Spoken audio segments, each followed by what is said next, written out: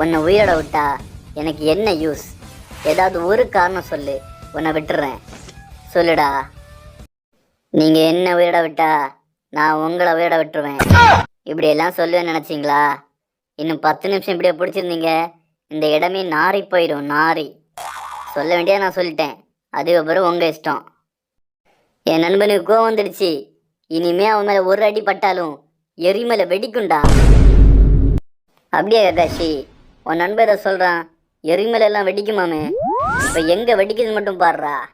ஓங்கி அடிச்சா 1.5 டன் வெயிட்ரா. பகுறியா? பகுறியாடா? சென்சி, அவன் ஒரு லூசுப்ப. அவன் சொல்றது கேட்டு நீங்க எந்த முடிவு எடுத்துறாதுங்க ப்ளீஸ்.